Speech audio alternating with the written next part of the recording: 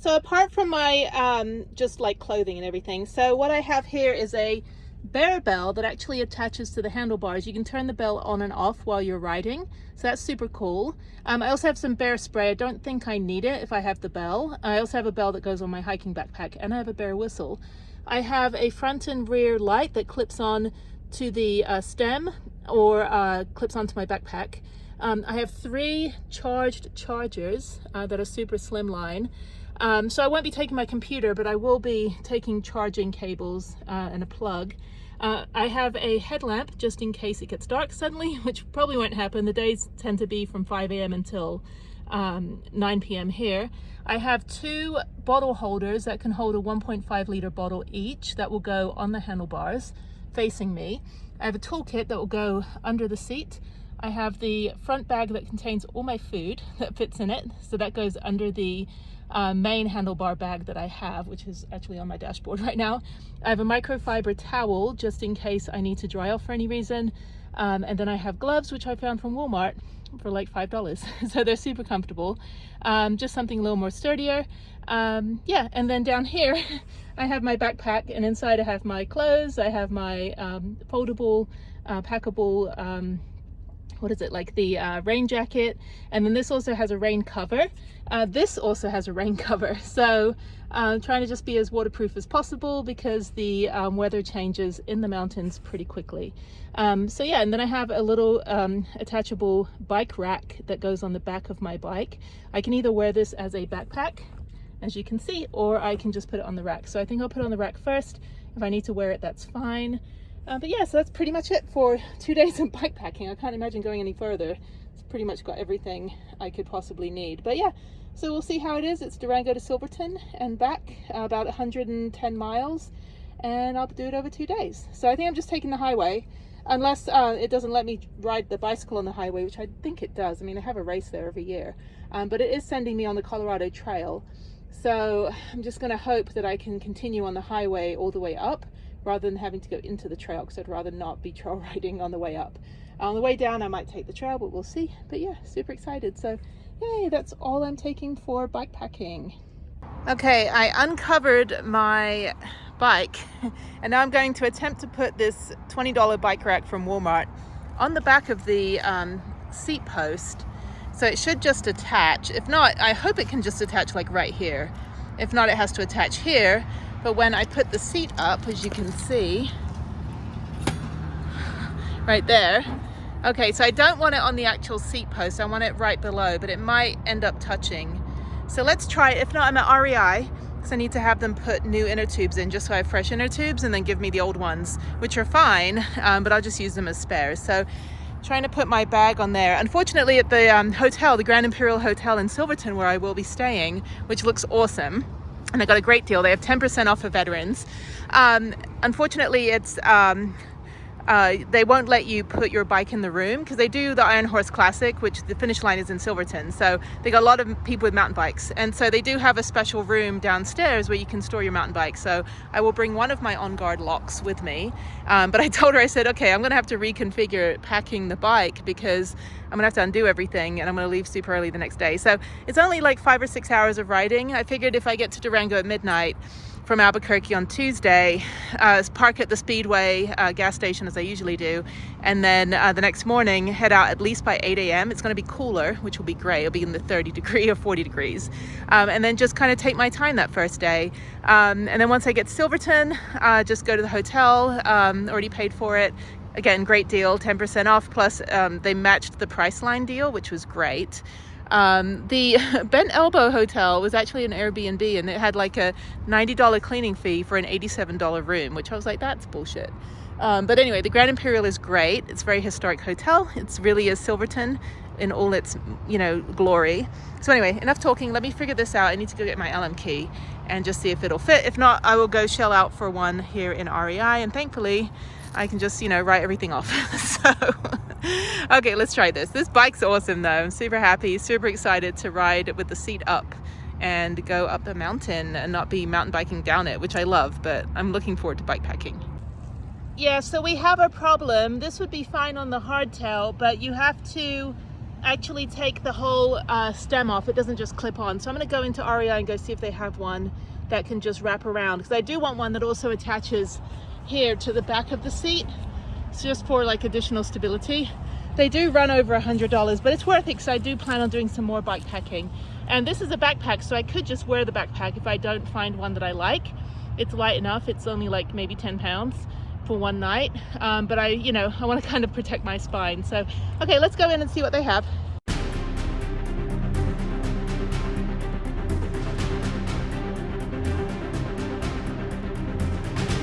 Okay, when you have to fly home for a couple days, this is how you put your mountain bike inside your van. I'm not even going to bother taking the front wheel off. I probably could have, but this is fine. This works. I'm so tired. It's 100 degrees outside. Now I'm going to the airport.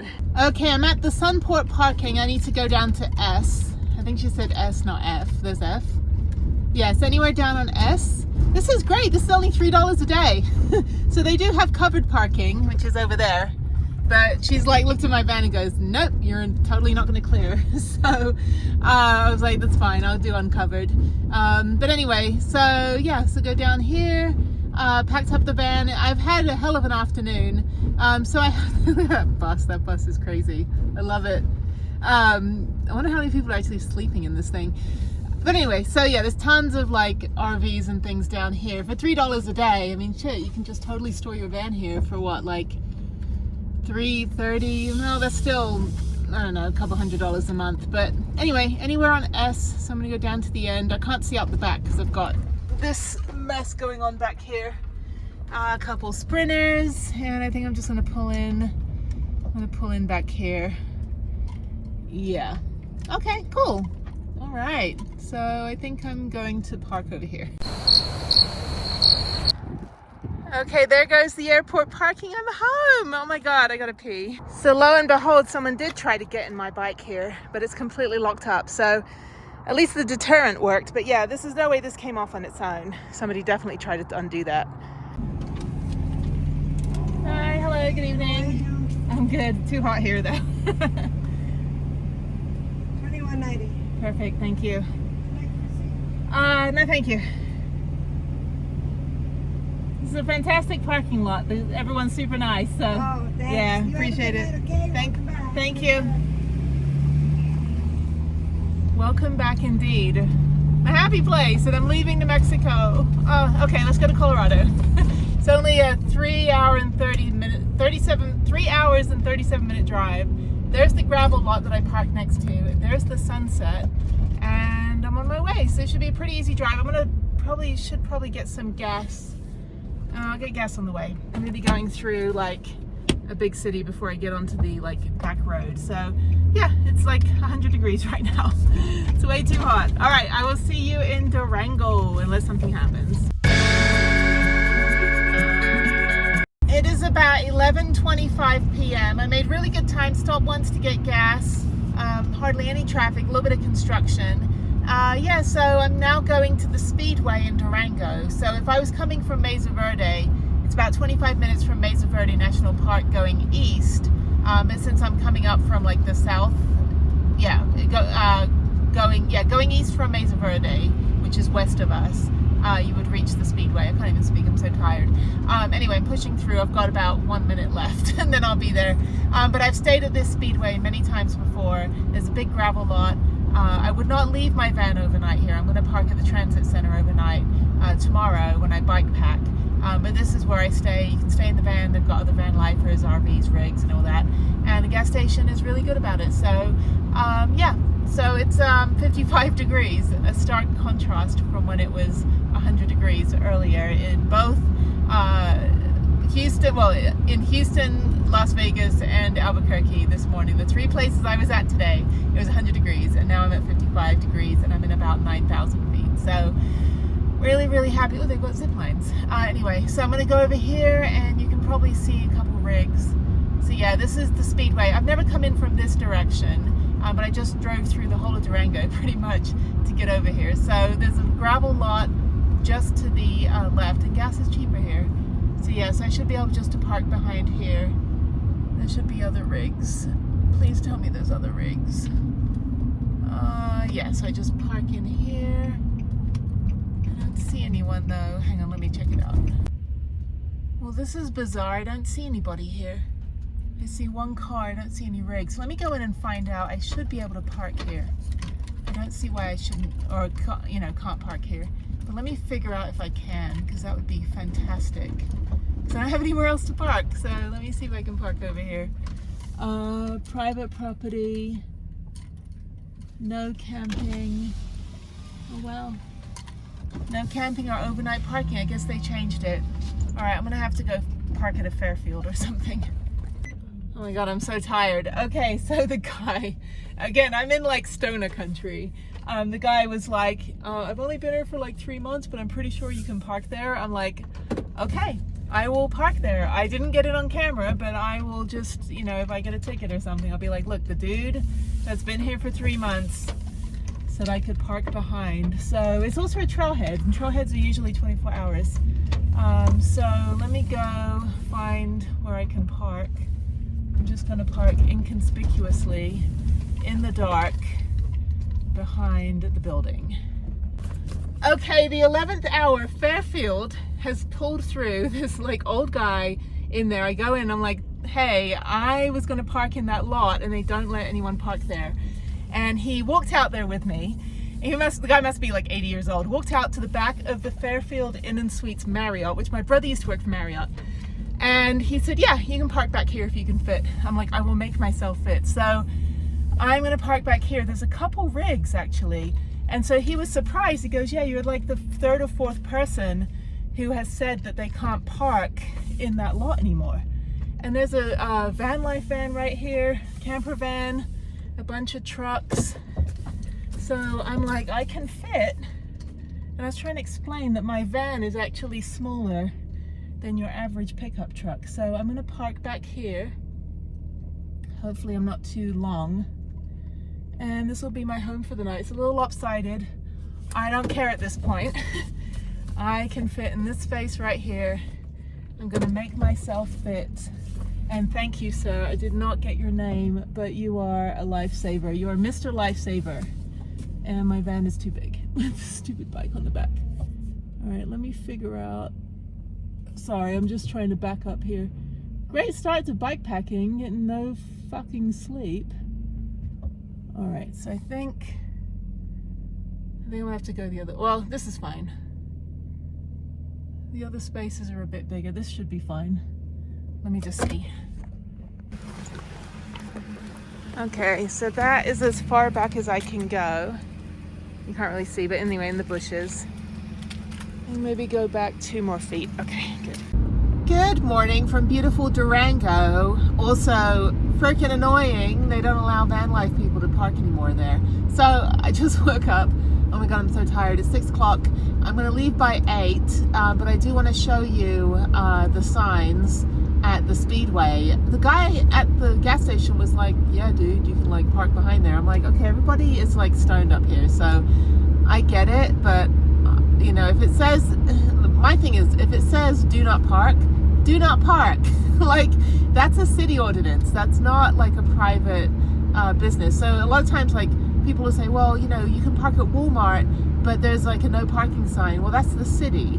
That's not the actual private business. So yeah, for some reason, I'll have to do some investigating, but for some reason, they're not allowing anyone to park at that fantastic trailhead parking lot. There are other trailheads.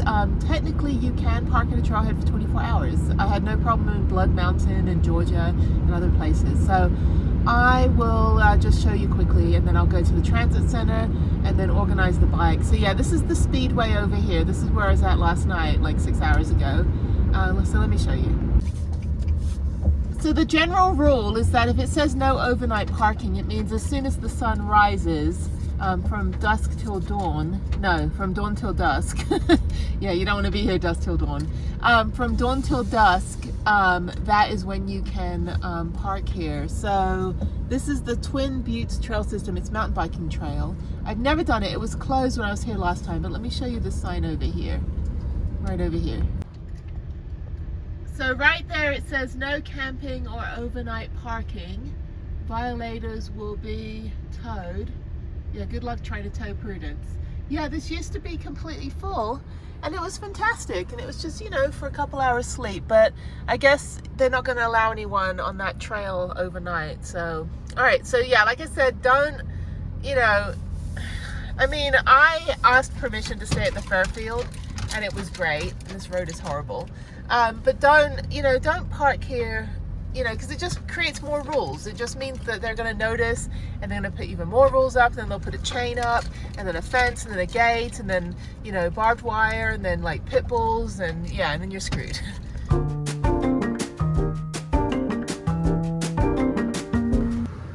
I'm at the transit center. They have electric vehicle hookups. They've got a lot of parking. The parking lot's pretty much empty. So you can park here after 5 p.m. weekends and holidays, but for monthly and daily permits are at the transit center window. So what I have is this permit, which they emailed to me. It was $5 right here. And I just printed it out on a piece of cardboard at Office Depot. And you just basically just put it in your window, like over here. So that's good for today and tomorrow. So I'm just gonna go park probably in the shade. I don't think I need to park in the sun. This is fantastic. Durango, you've just redeemed yourself after evicting me from the frickin', you know, gravel lot where I was all excited to go park last night. So I think I'm gonna park somewhere, probably just here by the tree. Yeah, so you just put the permit in and that should be good. So yeah, I think this is the only transit center. This is the 8th Street Transit Center. And then over there is the train station where I took the Durango train. You can see that episode. If you scroll back about a year, you can see that episode. So yeah, so I'm going to just park, I think, right here on the end. Yeah. Okay, so let me figure out where I'm going to park. There is metered parking down there. This is just the regular parking. So I think I want to park somewhere close to the proper entrance, like the transit place. I can't even speak this morning.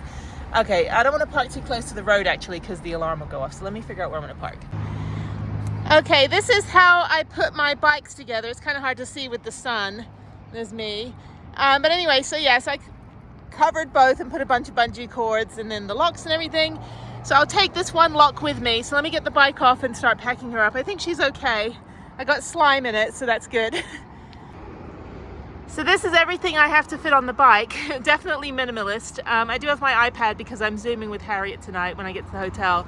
But yeah, so this should be fine. I did take out some of the food. I can just buy stuff when I get to Silverton. I've eaten enough this morning. It's only a 6-hour ride, so I've got plenty of water. I think I will take my little water backpack as well, just to be extra careful. The hardest thing about bike packing is trying to figure out how to attach everything. Thankfully, this is my snack bag, so it's going to be smaller when I come home tomorrow, but I think that's how you do it. I don't know, I paid $70 for it. I could have had it a little bit easier. Now I have to attach this bag on top of it, which has all my essentials like my wallet and stuff. This is waterproof and rock proof, so that's good. And then the rest of it. So I may or may not take this little backpack. We'll see. Okay, that looks fine. Sorry, it's so bright and sunny out here. This is me. Okay, so that's fine. This is my usual biking bag that I put on the front anyway. Now I have to attach my toolkit, which I don't know where that goes. I think it goes under here. My water bottle, and then my phone holder, and then the actual luggage. Okay, the toolkit is on. I took out this little plastic container and I put it here. It's supposed to go under the seat, but that's where my luggage goes. All right, we're getting there. I need to reinforce this though with the bungee cord. So, all right, let's do this. I got 50 miles before I get to Silverton. I look pretty damn awesome. Okay, let's go. Okay, I just wanted to get my stride. I think I'm at, I don't know, 7,000 feet or something, so it's fine. This is the Durango train track. The steam train comes by here. So I remember coming through here at the very beginning. The train's already left because, well, actually no, it leaves at 8 o'clock. We might see the train. But it took my dumb ass an hour and a half to get my bike put together. So yeah, there's something wrong with one of my gears isn't shifting. But yeah, so I basically just ride along the river and then head onto the highway. And just for proof of life, since a lot of people do this shit, I don't look like a big dork as much as I think I do. So anyway, so yeah, okay, just getting my first couple miles in, get my heart rate solidified. Oh my God, uphill. That's really cool. Yeah, he just as soon as she came out under the fence. Well, it is the spring, so I guess it's mating season. Well, I don't know. They've had peacocks here for decades. Really? Yeah. This is my first time riding my bike up here on the $1 Million Highway to Silverton. Get off the road. Oh, my bike's so heavy. Yeah. Yeah, there's a bunch of them in there. There was another male down there. They probably have half a dozen of them. Oh, that's really cool. Yeah. So beautiful. You see them open their tail, you know, that's... They're Russian, or they just have signs in Russian? Where it says electrocute? Over there on the, below the moose, on the barn, it says danger. I don't know. You see the yellow sign with the moose right here on this barn? Oh, I Yeah, do. right below it there's like a bunch of danger signs and they're in Russian. Or maybe they just want to be Russian, I don't know. That's really cool though. It's beautiful. Are you from this country? England originally, but I live in Okay. Houston. Because I thought I recognized a little accent. Yeah, people think I'm Australian. I'm like, no, I'm English. I've been here a long time, so Oh, yeah, but I'm just bikepacking, so.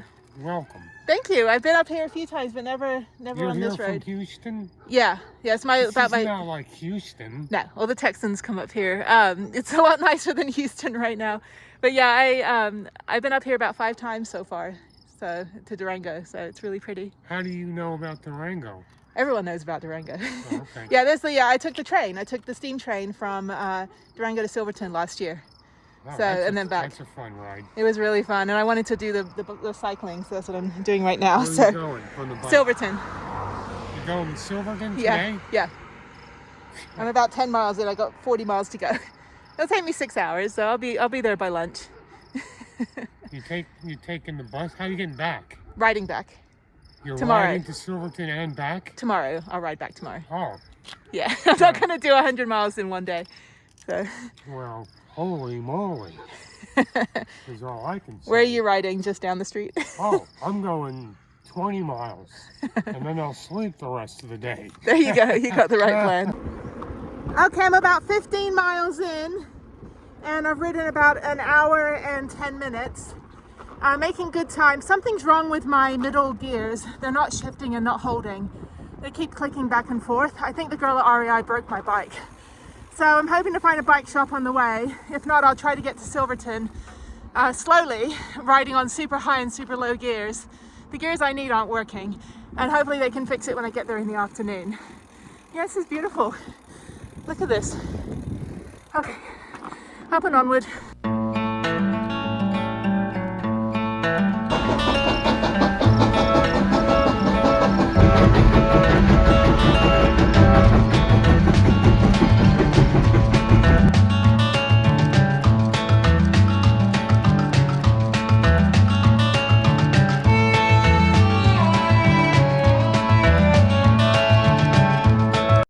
Okay, so I'm walking for a bit just because it's like uphill and it's a lot of like uphill. Hopefully I'll go downhill, but when I go back tomorrow, I've got probably about at least maybe 8 miles of straight downhill. So I rode about half and then walked half. This is the $1 Million Highway, and they're supposed to move over, but they don't. Anyway, so I think I'm gonna go downhill in a second. Yeah, you're supposed to move, so I'm in the bike lane right here. Like overexposed. Anyway, so I've got about 30 miles left. So I'm just gonna walk a little bit, and I think there's a downhill part. A couple arrogant cyclists. But I'm in the bike lane, so I'm in the right place. Anyway, so yeah, this is good. So yeah, it will take me 6 hours, but it's fine. I'm not going very fast. And it's only like 11 a.m. So I have until at least 5 p.m. to get to Silverton, get to my hotel, do Zoom with Harriet. So yeah, so I'm only at 8,000 feet. I haven't even gone to the pass yet. So that should be fun. That's only 4 miles though. It's 2 miles up, 2 miles down. So it should be pretty easy. I'll just walk up, it'll take me about half an hour, and then ride down, and then into Silverton. And I saw the train. I was so happy. So this place is for sale. It's called Almost a Ranch. That's pretty funny. So it's got like RV hookups and stuff. If I had money, I would buy this. It's beautiful. It is absolutely stunning out here. I have not taken hardly any photos or video, just kind of enjoying the ride and just getting a lay of the land. But once I get over that 10,600 foot pass, it's smooth sailing. So yeah, it's only 11 a.m. Beautiful drive, going slow and staying in the bike lane. Thankfully they have a bike lane. These vehicles go by pretty quickly. But yeah, if I had any money, I would totally buy this. Okay, I'm just over halfway. I got 27 miles on my thing, but 24 miles if I stay on the highway. The only bike shop here is closed. So I'm gonna have to barrel through and hopefully get to Silverton before 4, so that way I can get to the bike shop if it's still open. I don't mind if I leave a little later tomorrow. Obviously the entire ride is downhill so far, but I'm still only at like 8,000 or 9,000 feet. So it's sending me on this side road. I'm assuming that's going to cut out the 10,600 foot pass, which would be nice if it just takes me through a little valley, but we'll see. It's literally like, you know, like murder ball out here. Oh my God, they don't even move over. They don't even move over. Okay, so this didn't go as planned. First of all, Colorado people, you suck. Like, one tourist actually stops and gave me some extra water, but most people just keep on barreling by and just, you know, throw all the dust up. So my bike is not working right now and I'm so upset. I'm gonna have to call REI and just chew that girl out, because I was like, I realized what she did. I think she put the derailleur on either too far to one side or backwards or something, but it's not correct. And it's not enabling me to use any of my gears except the super low or the super high, which does not work on this overexposed dirt road, as you can see. And I'm fine riding the dirt road. I could ride this. This bypasses the big overpass or the big elevation gain. I could take this road if I had middle gears, and I don't. So I'm on BLM land right now. I called the ranger to see if there's like anyone with a pickup truck that can just at least take me over the second pass, and I can just cruise on down into Silverton, and then I'll figure out how to get back to Durango tomorrow. May have to just pay someone to take me back. So yeah, I'm really upset. Like, this is supposed to be a good bikepacking trip, but unfortunately, you know, I don't trust REI. I should have just gone to the bike shop I went to before. But the girl, you know, I needed, like, you know, the slime and all the tires pumped up and all that stuff.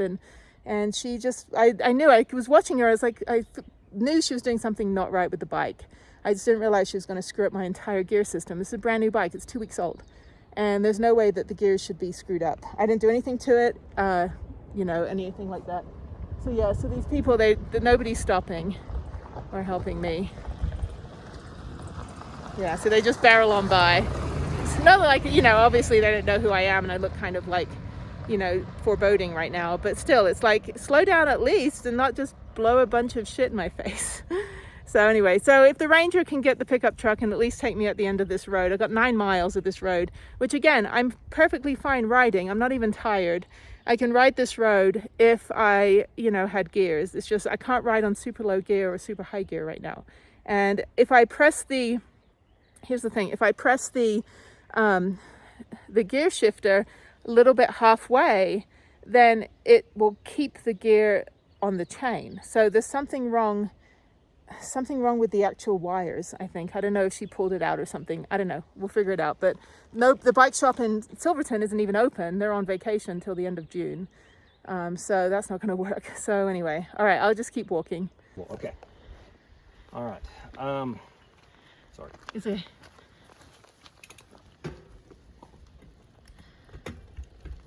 Do you think that'll fix it? I don't know. See, now it's not doing what it was doing before, where it was like catching. Yeah. Like it was going to catch and it was going to break the chain.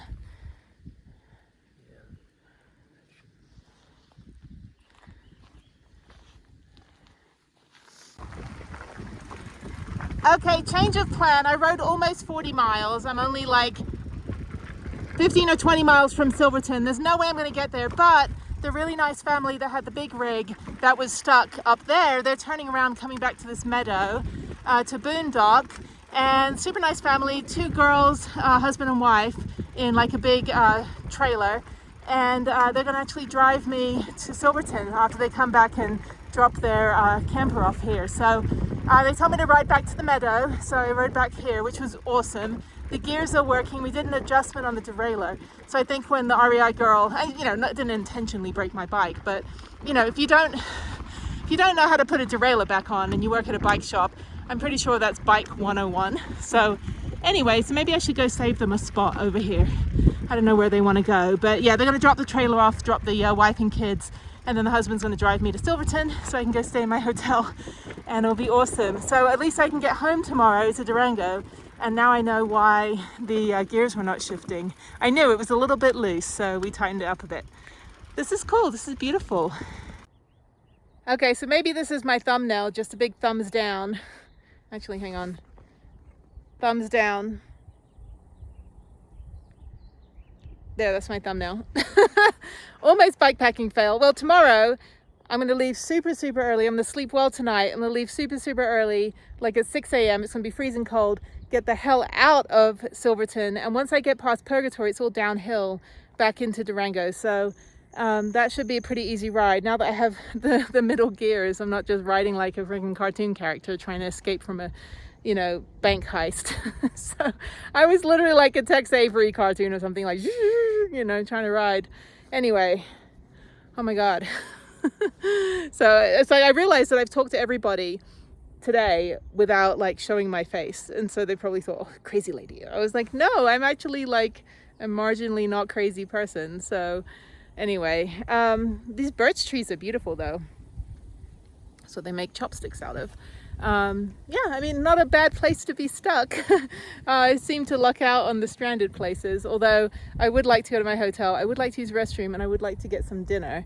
One lady actually gave me some water because I have one bottle left, and I've got my Camelback bottle. So yeah, so she gave me some water, but she's a tourist, and I'm like, if all the people in the rental cars are turning around and coming back from that road, the road is treacherous. And so this guy was like, yeah, we want to dump the trailer out here in the meadow. I'm like, the meadow's awesome. Like, seriously, I would boondock here. I'm going to come back here again. I really want to come out here and stay in the forest road. This part up until here and a little bit further up is actually pretty good. I cannot believe what the incline was that I managed to get my bike up another 3 miles from here, walking and riding with one gear. But coming back down, it was like, it was like back to Angel Fire again. It was great. Oh my God, what a day. What a day. And the kindness of people from Tennessee.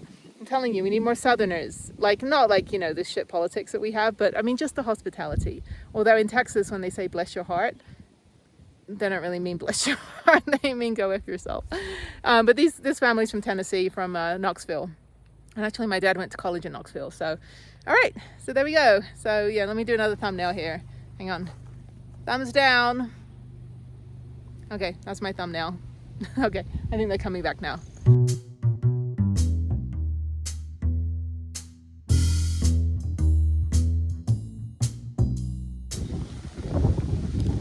So that's the family right there.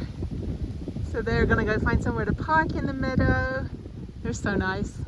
Ah, I love it. I'm only like 20 minutes from, not even 20 minutes from Silverton. So I'm an hour on my bike, but actually I could continue up that road. It wouldn't be bad, but then I have that other pass. But I think tomorrow I'm gonna try going back to Durango on my bike. So anyway, all right, cool. Okay, I'm gonna let them park up, and then they're gonna come back up and pick me up. And I think he's gonna leave the wife and kids and then just take me over to Silverton. So yay, we're saved. I will say though that I do like REI's return policy. I'm gonna return this. It doesn't stay high enough, and then when you have a full suspension bike, the tire actually will touch the bottom of the bag. Seriously, can you like not blow dust in my face? Anyway, so I think I'm going to return this, which they have an open return policy. I just need to wash it. It's a little bit dusty and dirty, but yeah, I'll just wipe it down, return it. REI is fine with that. If you actually go to Manhattan Beach, they have the REI outlet store where it's all the return items, and some of the tickets are hilarious when people return them. It's like, yeah, it didn't make me run faster, or the weight vest was too heavy. It's like it's supposed to be heavy, or the shoes just I didn't run fast enough in the shoes, or the tent didn't protect me from being mauled by a bear, and like, because you didn't put your food away. So anyway, another one barreling down. big old dust storm. This is fun though. This is a really fun little, like, I mean, it took 30 miles to get up here, but fun little, like, BLM road. A lot of really cool, like, fun people, hikers. They're still trying to get it in there. I do not envy those that have those big rigs, but I do admire them for their perseverance. And then there's a yurt. See, that's how I'd camp. I'd camp in a yurt. This meadow is beautiful. Seriously, it doesn't even look real. It looks like a postcard.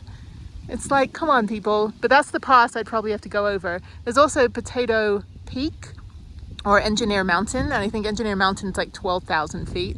And the pass is 11,000 feet. So do the math. And I think I'm at like 9,500 feet right now. Although I just came down a bunch of like inclines. This is great. What a fun day. It's only like, not even like, it's 2:30, so I got plenty of time. I could probably do my Zoom with Harriet. I moved it to tomorrow. That way, even if I'm like still riding my bike, I can still just do Zoom with her like once I'm down that, like over past Purgatory. But I'm gonna try to get a ride tomorrow from Silverton to Purgatory and then ride all the way back home after that. I miss my home, but this is cool. They're still backing in. That's beautiful. So they got 2 kids with them, 2 teenagers. And I'm like, that is the life. That is how you should raise your kids. Like, take them out into nature and have them like save random bikepackers that didn't plan accordingly or that had their bikes broken by REI. I'm not taking my bike to REI again. I'm taking it to a proper bike shop. I mean, I get it, but they're, you know, REI deals with mostly customers that aren't like hardcore mountain bikers. They're just like consumers. Whereas if you go to like a proper like mom and pop or, you know, guy and girl type mountain bike shop, like they know their shit. Like the bike shop I got this from, which was Broken Spoke in Santa Fe, they knew their shit. But of course, you know, I didn't know I needed to get air in my tires and slime put in and stuff. But anyway, more cars. Okay, cool. I'm just gonna wait for my taxi and we'll throw this in the back. I'm not even gonna undo anything. I'm just gonna go straight to Silverton, which I think is like 20 minutes from here. But I think we're gonna go back out to the main highway. And then at least then I can gauge the road by getting the chauffeur-driven truck to Silverton. And then I can gauge whether I'm actually gonna ride the whole way home tomorrow. Because it is steeper coming out of Silverton. And once you get over the pass, it's literally all downhill. So yeah, I will figure it out. But in the meantime, I shall just wait.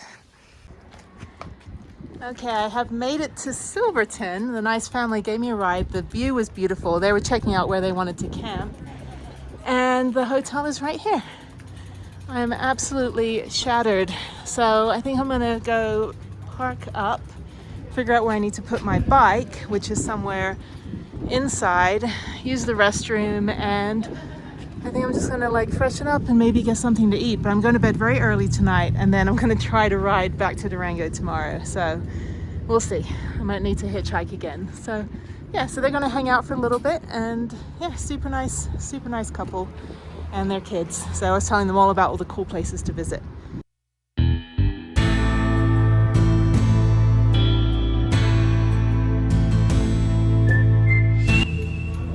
So now I need to put my bike away, so there's a guy outside gonna help me with that. And where's he at? Bicycle person, okay.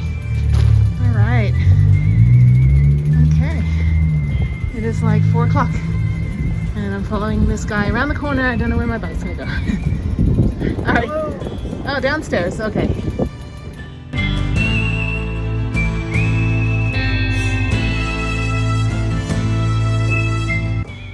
Okay, up the staircase to the lobby. And here we are, back again. All right, I have emerged.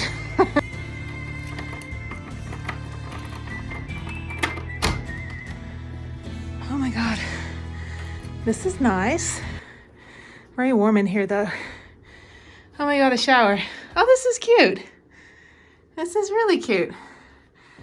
I literally haven't even taken anything off yet.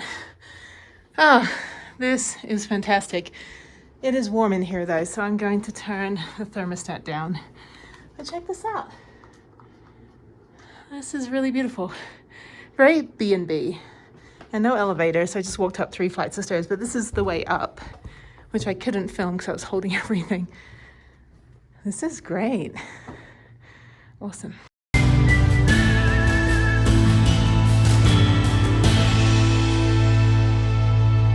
my God, I'm so tired. I took a shower and I keep looking for people with pickup trucks to take me over the pass, which is way up there. Holy shit. Yeah, as long as I get to the other end of that road, I should be fine. That dirt road was easy once I had gears reinstalled. I should be able to make it up. I just have to make it over that pass. It's not really that steep. I can walk up it. It's only like 2 miles or something. I don't know, we'll see. We'll see how tomorrow goes. I'm gonna try to call Harriet tonight. Good morning from my room. So I didn't sleep very well last night. I think I was too tired. Okay, so I'm gonna go. I got my stuff. I'm dressed like I can direct traffic, and I'm gonna ride 5 hours back. It's an hour and a half quicker to get back to Durango, thankfully. I just gotta get over that pass. So let's do it. And this will be a long day, but hopefully I can get back to my van and then go on to Arizona. Okay, so I checked out, so I'm gonna go get my bike. So I have to go down these stairs. Oh my God. There's a cool little theater down here too. And I think the bike is over here. They just told me to go through here. So I'm now in the basement and I'm gonna get my bike. I do hope I make it back.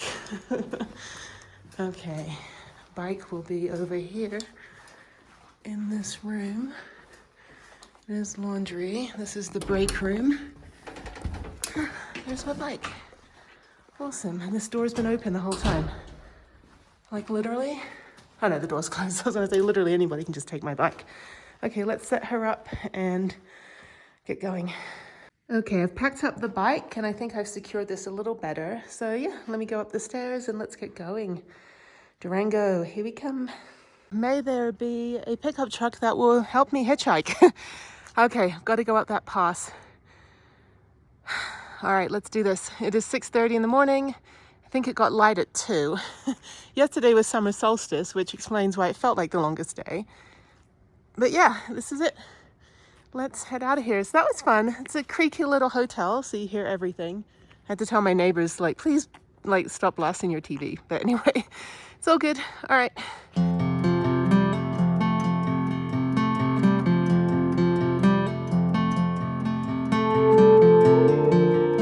So this is what I'm up against. I need to get over the Molas Pass, I think it's called. So I've just pushed my bike 2 miles up this road, which is fine. It's actually quicker to push than bike.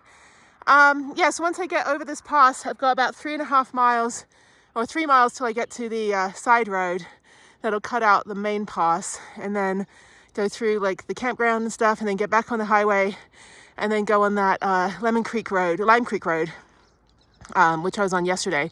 And once I get on that, it's downhill. So the only bad part is Purgatory is uphill, so I'll probably push up that hill, and then after that it's all downhill to Silverton. So I have less than 5 hours to go.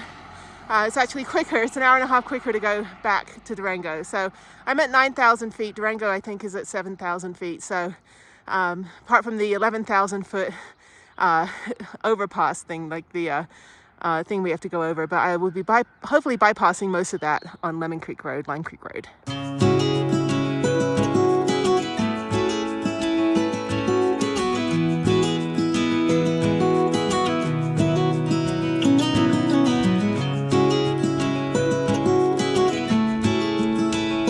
Okay, I made it to 10,000 feet. I think this is the pass. I think it goes downhill from here, hopefully. Yeah, so, oh my God, I just pushed my bike like 3 miles up that road. It's fine. It's actually about as fast as I would be pedaling. So yeah, let's keep going.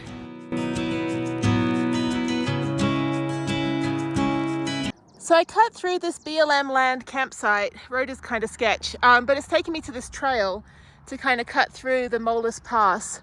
So I'm going to take it. It says no motorcycles, no snowmobiles. It's a little rocky, but I can do it because I have a full suspension bike, and I prefer the trail than the highway. So let's try this. It's not long. It should probably be like a mile or two. And then back on the highway and then over to Lime Creek Road. I was contemplating hitchhiking with my bike to the top of Purgatory.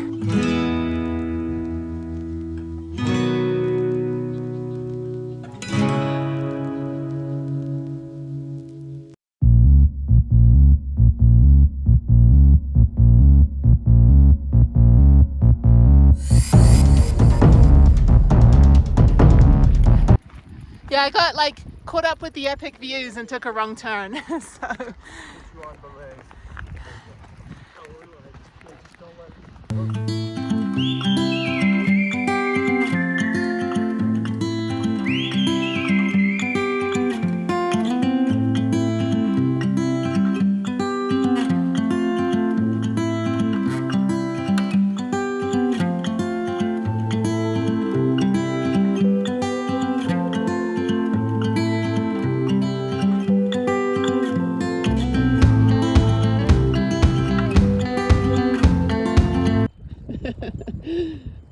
For the insurance, you know, if I just had to ditch the bike like you ditched your bags, I'll be like, this guy stole my bike. Just kidding. All right, so we're on the wrong trail and his friend just rode off with my bike. So we're going to try to get him to come back. I'm trying to yell. Hopefully he's going to stop. So this is the trail that I should have ridden 2 hours ago to get to the road, which is up there. And that would have bypassed most of that overpass. Actually, it would have taken me to the top of the Molas Peak, and then I would have gone downhill after that. So we're gonna figure out, there's some hikers over there. This is fun. So these two guys were part of the Colorado Trail Association. So they clear the trails, and so they basically clear the trails. And, but I mean, I could go this way. I'm so tired. I've been on the road now for 3.5 hours, 4 hours. Seems like longer. And it's only 11:30, but my entire life is on that bike right now. So we're trying to get him to stop. I got trekking poles, which I've never used before.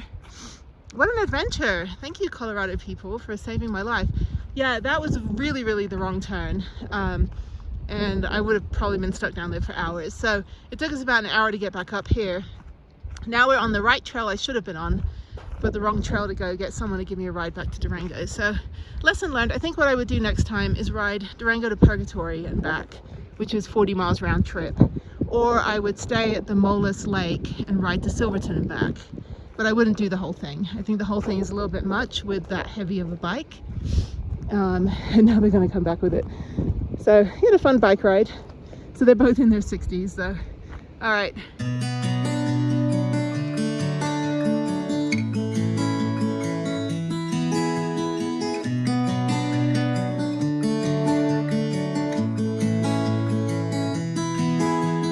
Yeah, because once I get past Purgatory, it's all downhill back to Silverton, but that's still, I don't know, I have to check the map. I'm still like 4 hours. Oh my God, Texas. Hi.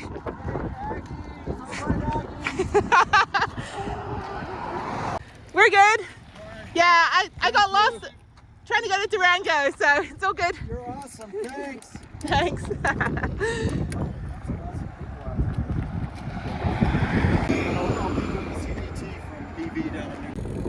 Oh my God, I'm back in Durango. There's no way I would have made that ride after having that detour.